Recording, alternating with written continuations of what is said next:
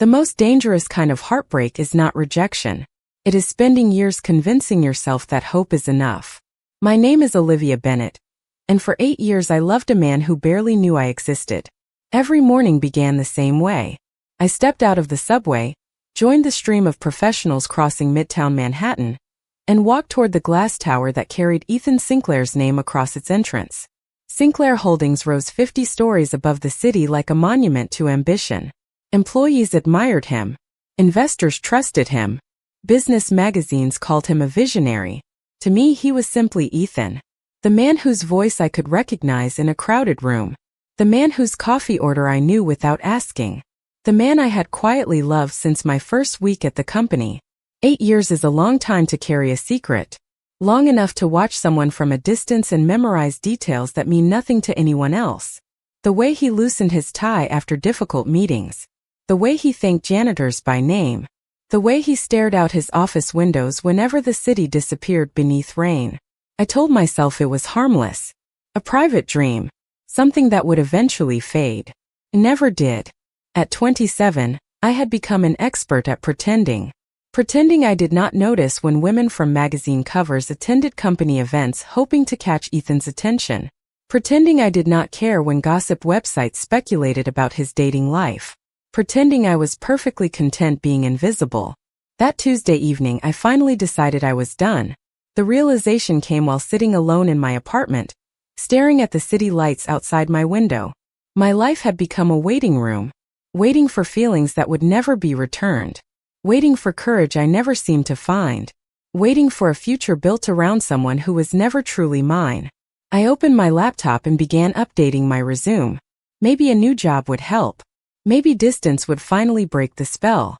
The apartment was quiet except for the hum of the refrigerator and the distant sound of traffic below.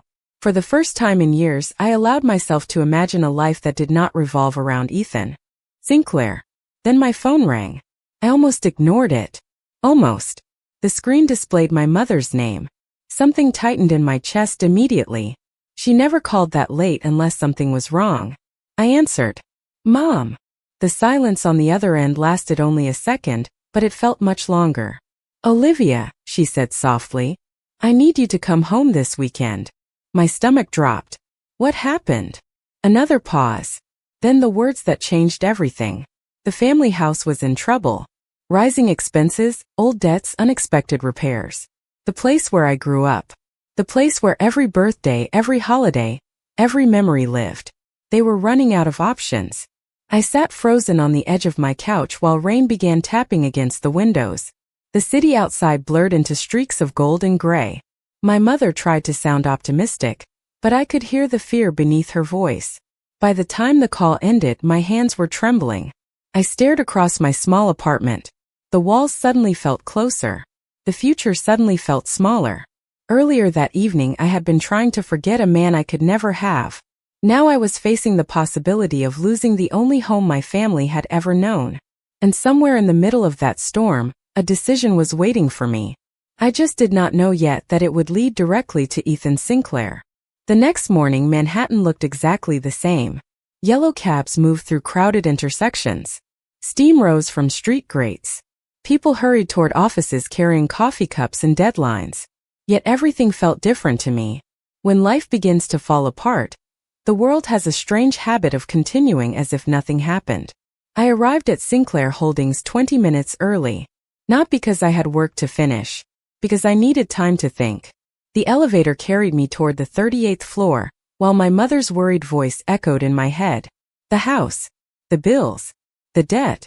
Every memory from my childhood suddenly had a price attached to it. I sat at my desk and opened spreadsheets I could barely focus on.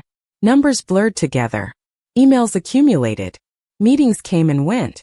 Around noon, I looked up and saw Ethan Sinclair walking across the executive floor through the glass walls above us.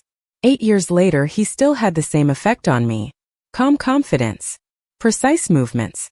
The kind of presence that made people straighten their posture without realizing it. He paused near the conference room, speaking briefly with another executive. Then he disappeared behind a set of doors. I told myself to look away. I always told myself that. By late afternoon, I finally received the number my parents had been afraid to share. The amount they needed to save the house was larger than I had imagined. My stomach sank as I stared at the screen. Even if I worked for years, I could never gather that kind of money quickly enough. The office around me gradually emptied as employees headed home. Outside the windows, the city turned gold beneath the setting sun. I remained at my desk long after everyone else had left. That was when my friend Madison appeared beside me. "You look terrible," she said gently. "Thank you. That is exactly what every woman wants to hear." She laughed and pulled a chair closer. Madison worked in public relations and somehow knew everything before everyone else. After a few minutes, I finally told her what was happening. She listened without interrupting. When I finished, she leaned back and crossed her arms. "There may be a way." I immediately hated those words. They usually led to bad ideas. "What kind of way?" Madison hesitated. "There is a private charity event this weekend." "A fundraiser?" "Not exactly." That answer made me nervous. She lowered her voice. "Very wealthy people attend. Investors, entrepreneurs, celebrities, people with more money than they know what to do with." Ich zerrte her. "And sometimes they sponsor personal causes." I frowned. "That sounds vague." "Because it is private." Madison slid a small card across my desk. Elegant black lettering. An address. A date. No details. "You should at least look into it." I picked up the card. Something about it felt mysterious. Exclusive. Dangerous in a way I could not explain. "Why are you giving this to me?" Madison's expression softened. "Because your family needs help, Olivia. And because sometimes pride is expensive." After she left, I sat alone in the quiet office holding the invitation. Outside, darkness settled over Manhattan. Reflections shimmered across the glass windows. For a long time I stared at the city below. Then I looked toward the executive floor above. Most of the lights were off now. Except one. Ethan's office. A single glow against the night sky. I did not know it yet, but the decision waiting in my hands was already pulling my life toward him in ways neither of us could imagine. By Saturday evening, I had convinced myself I was only attending to gather information. Nothing more. That explanation sounded reasonable while I stood in front of my bathroom mirror adjusting the sleeve of a navy blue dress I had not worn in years. It sounded less convincing as the town car Madison arranged carried me through Manhattan toward an address that did not appear on any public map. Rain had stopped earlier that afternoon, leaving the city washed clean beneath thousands of lights. Glass towers reflected gold across wet streets. Restaurants overflowed with laughter and music. Meanwhile, my heart refused to settle into a normal rhythm. The invitation rested in my lap. Thick black cardstock. No company logo. No event description. Just a location and a time. The car eventually stopped in front of a historic building overlooking the river. From the outside, it looked like a private museum. Inside, it looked like a different world. Crystal chandeliers illuminated marble floors. A string quartet played softly from an elevated balcony. Men in tailored tuxedos and women in elegant gowns moved through the room with effortless confidence. Conversations floated through the air alongside the scent of expensive perfume and champagne. I immediately felt out of place. The hostess at the entrance checked my invitation and smiled. "Welcome, Miss Bennett." Somehow hearing my name made the evening feel even more real. I accepted a glass of sparkling water and slowly walked through the crowd. Everywhere I looked, people seemed powerful, influential, untouchable. Investors discussed acquisitions worth hundreds of millions of dollars as casually as weather forecasts. Entrepreneurs exchanged stories about companies I had only read about online. For a moment I considered leaving. Then I remembered my parents, the house, the fear in my mother's voice. I stayed. An hour passed, then another. Gradually, I began understanding the purpose of the evening. Guests were quietly supporting personal causes brought forward by organizers. Medical treatments, scholarships, family emergencies, life-changing situations that traditional systems had failed to solve. It was unusual, exclusive, and surprisingly sincere. My nerves eased slightly. Maybe Madison had been right. Maybe there was hope here after all. Then the atmosphere shifted. It happened so subtly that most people probably never noticed. Conversations softened. Heads turned. Attention drifted toward the grand staircase near the center of the room. I followed their gaze and forgot how to breathe. Ethan Sinclair had just arrived. He wore a black tuxedo that somehow made him appear even taller than usual. Confidence surrounded him like an invisible force. Investors approached immediately. Executives greeted him. Cameras discreetly appeared near the edges of the room. Yet Ethan seemed completely unaffected by any of it. For 8 years I had seen him in boardrooms, company events, and annual conferences. This felt different.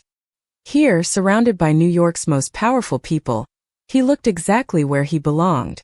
I looked away before he could notice me. Least I tried to. Several minutes later, while standing near a floor-to-ceiling window overlooking the river, I felt a familiar sensation, the strange awareness of being watched. Slowly I turned. Across the ballroom, Ethan stood speaking with another guest. Yet his eyes were not on the conversation. They were on me.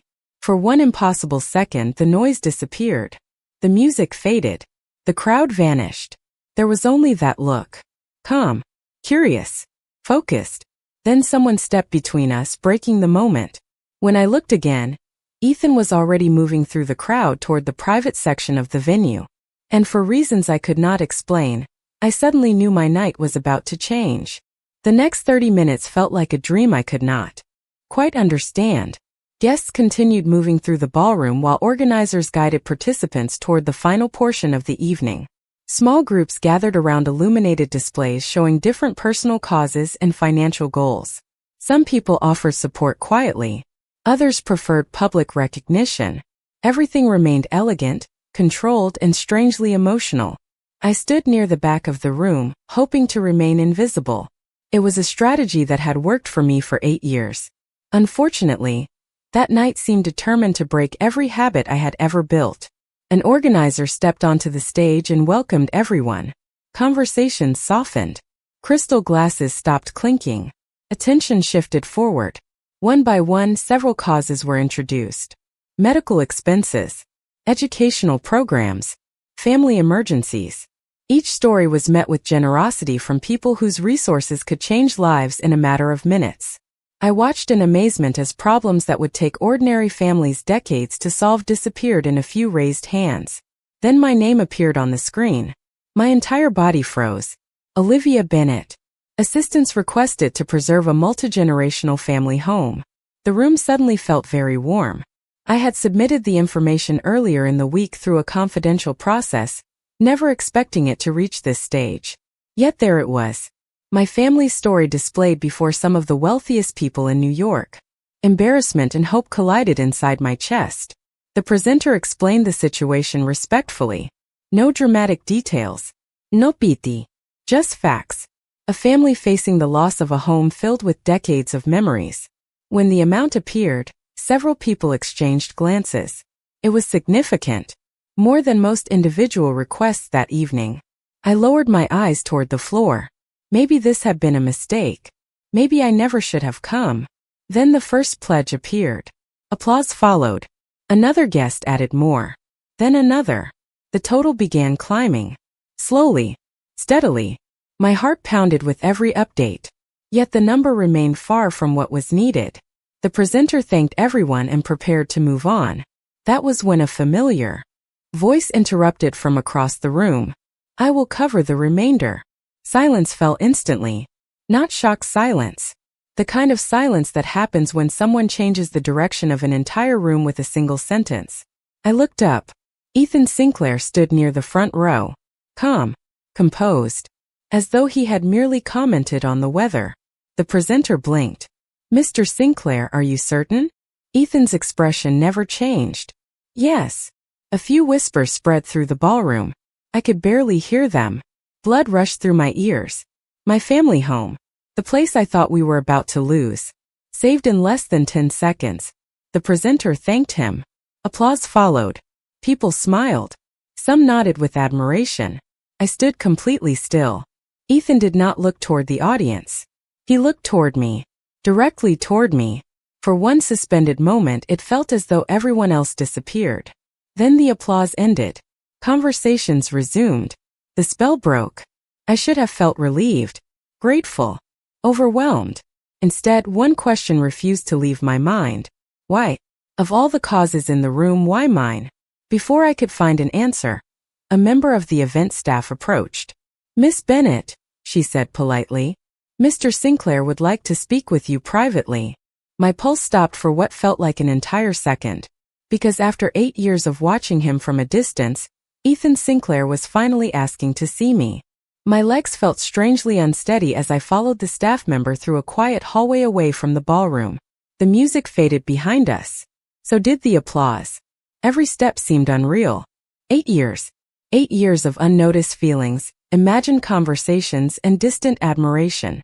And now Ethan Sinclair wanted to speak with me privately. The hallway ended at a set of glass doors overlooking the river. The room beyond was smaller than the ballroom but somehow more intimidating. Floor-to-ceiling windows revealed Manhattan glowing against the night sky. Reflections shimmered across the water below. Ethan stood near the windows with one hand in his pocket. He turned as I entered. The staff member quietly closed the door behind me. Suddenly we were alone. "Miss Bennett." His voice was calm as always. Professional. Controlled. I hated how much I loved hearing it. "Mr. Sinclair." A faint smile touched his face. After 8 years, I think Ethan is acceptable. My heart nearly forgot how to function. Right. Ethan.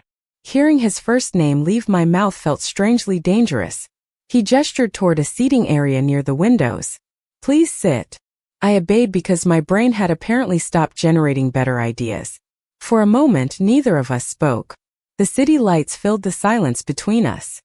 Finally, I forced myself to ask the question that had been burning inside me since the ballroom. "Why did you do it?" Ethan studied me carefully. "The house." "Yes. Because it matters to you." The answer caught me off guard. "That is all." No, his gaze remained steady. "But it is where the explanation begins." I looked away first. Maintaining eye contact with him for extended periods should have been classified as a workplace hazard. Ethan sat across from me, relaxed. Yet there was something different tonight. Something less guarded than usual. "You have worked for Sinclair Holdings for 8 years, he said. "Your performance reviews have always been exceptional." I laughed softly. This sounds suspiciously like an annual evaluation. Another small smile appeared. "Perhaps." Then his expression grew serious. "Do you know how many people ask me for favors every week?" I shook my head. "Hundreds." He leaned back slightly. "Do you know how many expect something in return?" I already knew the answer. "Most of them." "Almost all of them." The room fell quiet again. Ethan looked toward the city before continuing. "You never did." My chest tightened. "I was just doing my job." "Exactly." His eyes returned to mine. "You worked late without complaining. You solved problems before they reached my desk. You treated everyone in the company with respect regardless of title." I swallowed hard. No one had ever described me that way before. Especially not him. "You noticed all that?" The question escaped before I could stop it. Ethan's answer came immediately. "More than you realize." The words settled somewhere deep inside me. Dangerous words. Hopeful words. I had spent years believing I was invisible to him. Yet sitting here tonight, I was beginning to wonder if that had never been true at all. Ethan reached for a folder resting on the table beside him. "There is another reason I asked to speak with you." My pulse accelerated. He opened the folder and slid a document across the table. I looked down. Several pages. Formal language. Legal formatting. My stomach immediately tightened. "What is this?" Ethan folded his hands calmly. "A proposal." I stared at the document. Then at him. Then back at the document. The city lights reflected across the glass windows behind him, while my heartbeat thundered in my ears. Slowly, I turned the first page and read the opening line. And in that exact moment, I realized saving my family's home had only been the beginning. My eyes moved across the document while my brain struggled to catch up. It was not what I expected. Not a business contract. Not a loan agreement. Not anything remotely ordinary. The proposal outlined a temporary public arrangement. Appearances at corporate events. attendance at several family functions, public acknowledgement of a relationship that did not yet exist. I looked up slowly. Ethan remained completely calm. You want me to pretend to be your girlfriend? The corner of his mouth almost moved. Almost. That is the simplified version. I stared at him. Please tell me there is a less ridiculous version. There is not. I leaned back in my chair and looked out toward the river. The lights reflected across the water like scattered pieces of another world. Nothing about this evening made sense anymore. A few hours ago I had arrived hoping for a miracle. Now I was sitting across from the man I had secretly loved for 8 years, while he asked me to step directly into his life. Why me? I asked quietly. Ethan's expression grew serious. Because I trust you. The answer hit harder than I expected. There are thousands of women in New York. I am aware. Women with social connections, public experience, people who belong in rooms like this. Ethan folded his hands. I did not ask them. The silence stretched between us. I hated how much those words affected me. Your board suggested this? I asked. Partly. And your family? Very much. He glanced toward the city. My grandfather has been encouraging me to settle down for years. I laughed softly. So I am a solution to a family problem. No, the answer came immediately. Firm. Certain. His eyes met mine. You are a solution I chose. My pulse stumbled. Dangerous. Everything about this conversation felt dangerous. Not because I feared him. Because hope was beginning to appear where I had spent years trying to eliminate it. Ethan stood and walked toward the windows. The city stretched endlessly behind him. Olivia, I know this is unexpected.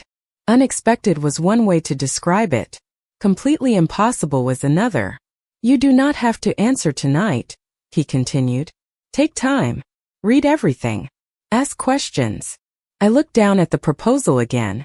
Every page seemed unreal. Yet one thought refused to leave me. For 8 years I had watched Ethan from conference rooms and hallways. For 8 years he had existed on the other side of an invisible wall. Tonight, for the first time, that wall felt fragile. What happens if I say no? The question escaped before I could stop it. Ethan was quiet for a moment. Longer than usual. Then he smiled, but there was something almost sad behind it. Then your family's home remains protected. I blinked. What? The assistance was never conditional. My breath caught. You would still help them? Of course. He sounded genuinely surprised that I doubted it. In that moment something shifted inside me.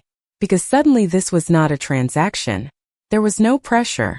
No obligación. No hidden demand. Ethan had already given me a way out, which made one question impossible to ignore. If he was not trying to buy my agreement, then why did he seem to want me there at all? As if sensing the direction of my thoughts, Ethan looked toward me again. The city lights reflected in his eyes.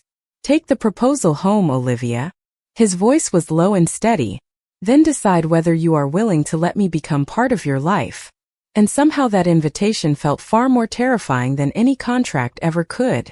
For 3 days the proposal followed me everywhere. It sat on my kitchen counter while I made coffee.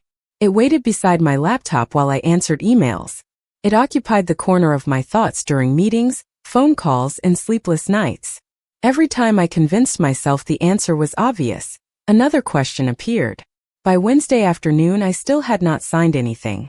I was leaving a conference room when I noticed an unusual amount of activity on the executive floor. Employees whispered. Assistants moved quickly between offices. Something was happening. Madison appeared beside my desk carrying 2 coffees and an expression that suggested she knew more than she should. You look concerned, I said. You look oblivious, she replied. That immediately got my attention. What does that mean? Madison lowered her voice. Have you seen the news? I shook my head. She handed me her phone. An article filled the screen. The headline featured Ethan Sinclair and a photograph taken outside a charity gala the previous evening. Beside him stood Victoria Hart, a well-known entrepreneur whose face appeared regularly in business magazines. The article speculated about a possible relationship between them. My stomach tightened before I could stop it. Ridiculous. Completely ridiculous. I had no claim on Ethan. No right to feel disappointed. Yet the feeling arrived anyway. It is probably nothing, Madison said carefully. Then why are you showing me? She studied me for a second. Because your face just answered a question you have been avoiding for years. I looked away immediately. The rest of the afternoon passed in a blur. Every time I opened a spreadsheet, I saw Victoria's smile. Every time I checked my email, I remembered Ethan asking whether I would let him become part of my life. By 6 o'clock, I finally escaped the office and headed toward the subway. Rain drifted lightly across the city. The sidewalks glowed beneath reflections of traffic lights.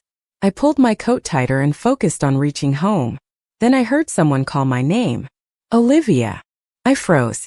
Ethan stood near the curb beside a black sedan. He was not wearing a suit jacket. His tie was gone. For the first time in years, he looked less like a CEO and more like an ordinary man finishing a long day. What are you doing here? I asked. Looking for you. My heart immediately became uncooperative. Why? Ethan glanced toward the busy street. Because you stopped answering my emails. I had. Accidentally at first. Intentionally afterward. I have been busy. One eyebrow lifted slightly. You have ignored 6 messages. Fair point. Rain tapped softly against the roof of the car. People hurried past us without paying attention. Ethan stepped closer, not enough to invade my space, just enough to make avoidance difficult. You saw the article. It was not a question. I hated that he was right. Everyone saw the article. A faint look of understanding crossed his face. Victoria and I are discussing a joint investment project. That is none of my business. Perhaps. His gaze held mine steadily. But your opinion matters more than you think. The words stole every prepared response I had. For a moment neither of us spoke. The city moved around us while something shifted quietly between us. Then Ethan said the one thing I never expected to hear. Olivia, I do not want you walking away because of assumptions. The rain continued falling softly around us, turning the city into a blur of silver and gold. For a moment neither of us moved. Cars passed. Pedestrians hurried beneath umbrellas. Yet all I could focus on was the man standing in front of me. You do not want me walking away because of assumptions? I repeated. Ethan nodded. Correct. I laughed quietly, mostly because I did not know what else to do. You make that sound very simple. It is simple. His answer arrived without hesitation. Then explain something to me. My voice was steadier than I felt. Why does my opinion matter at all? Ethan's expression changed. Not dramatically, just enough for me to notice. The confident executive disappeared for a second. What remained looked surprisingly human. Because I asked you to trust me, he said. And trust does not survive confusion. The honesty caught me off guard. I had spent years imagining conversations with Ethan Sinclair. None of them looked like this. None of them involved him standing in the rain trying to clarify how much my opinion mattered. We eventually stepped into a nearby cafe to escape the weather. The evening crowd was thin. Soft music played overhead. The smell of coffee and fresh pastries filled the air. We found a quiet table near the back. For the first few minutes, conversation felt strangely normal. Work. The company. My parents. Things we had never discussed despite sharing the same building for years. Then Ethan asked a question that nearly made me choke on my coffee. Why did you start working for Sinclair Holdings? I blinked. That is random. Humor me. I stared down at my cup. The real answer was dangerous. The real answer involved a university internship, a guest speaker named Ethan Sinclair, and a 20-year-old version of myself who had been completely fascinated by his intelligence. It was a good opportunity, I said carefully. Ethan watched me for a second. That is not the real answer. My heart skipped. You asked why I applied, not why I stayed. A faint smile appeared. Fair point. Somehow that felt like a victory. The conversation continued for another hour. The more we talked, the more confused I became. Ethan was still Ethan. Intelligent. Reserved. Controlled. Yet there was warmth tonight that I had never seen before. He listened when I spoke. He remembered details. Small details. Things I barely remembered mentioning myself. At one point, he recalled the name of my childhood dog from a conversation that had happened nearly 3 years earlier. You remember that? I asked. Of course. He looked genuinely puzzled. Why would I not? Because people like you do not usually remember people like me. The thought remained trapped inside my head. Later, as we prepared to leave, Ethan offered to drive me home. I accepted. The city lights reflected across the car windows as we crossed Manhattan. Neither of us spoke much. The silence felt comfortable. Dangerous but comfortable. When the car stopped outside my apartment building, I gathered my coat and reached for the door. Olivia. I turned back. Ethan hesitated. Just for a second. The proposal is still yours to refuse. I know. But if your hesitation comes from fear rather than certainty, that is different. My pulse quickened. What are you saying? His eyes held mine steadily. I am saying that some opportunities only appear once. Then he handed me a small folder from the seat beside him. Confused, I opened it. Inside was a stack of old company documents, employee records, event photographs, attendance lists. My name appeared again and again over the course of 8 years. Slowly I looked up. Ethan's expression was unreadable. You think you have been noticing me for a long time, he said quietly. What if I told you the feeling was not entirely one-sided? For several seconds I could not speak. The folder rested in my lap while the city lights shimmered beyond the windshield. My name appeared throughout the documents. Company events, volunteer programs, internal recognition reports. Small moments scattered across 8 years of my life. Moments I had assumed Ethan never noticed.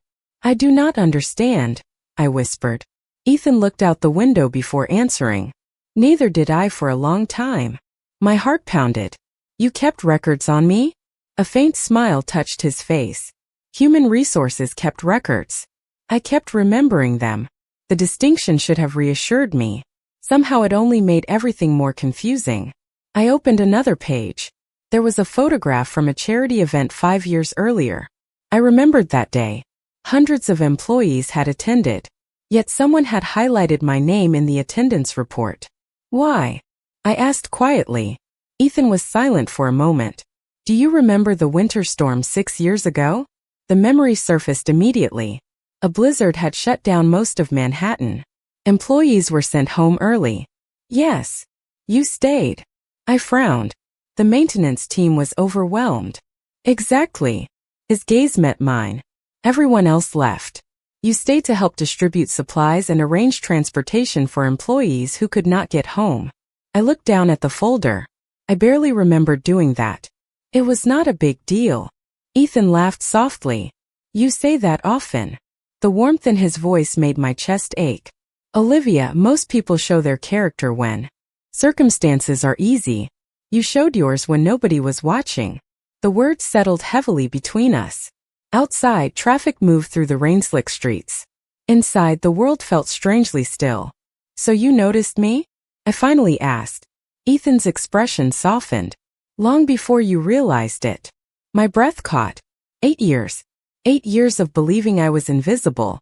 8 years of carefully guarding feelings that seemed impossible. And now the man sitting beside me was quietly dismantling every assumption I had built around him. Then why did nothing happen? The question escaped before I could stop it. Ethan did not look away. Because I was your CEO. Fair. Completely fair. And because, he continued, I spent most of those years convincing myself I was being responsible. The honesty in his voice surprised me. Responsible. You deserved the opportunity to build your career without wondering whether your success was connected to me. I stared at him. That answer sounded exactly like Ethan. Thoughtful. Controlled. Frustratingly honorable. For a moment, neither of us spoke. Then I looked down at the proposal one final time. The document that had seemed impossible only days earlier now looked very different. Not because the terms had changed. Because the truth had. Slowly I closed the folder. Ethan watched me carefully. You still have every right to say no. I smiled despite the tears threatening the corners of my eyes. You keep giving me opportunities to leave. Because the choice matters. I nodded. Then I reached into my bag and removed the signed proposal. Ethan's eyes widened slightly for the first time since I had known him. It was a tiny reaction. Most people would have missed it. I never would. I handed him the papers. Then here is my choice. Silence filled the car. Ethan accepted the documents and looked at my signature. For a moment, neither of us moved. Then he looked up. Not like a CEO. Not like the most powerful man in the room. Just like a man who had finally stopped pretending he did not care. And in that moment, I realized something important. Sometimes the greatest love story is not about being chosen. Sometimes it is about discovering that while you were quietly loving someone in silence, they had been finding their way back to you all along.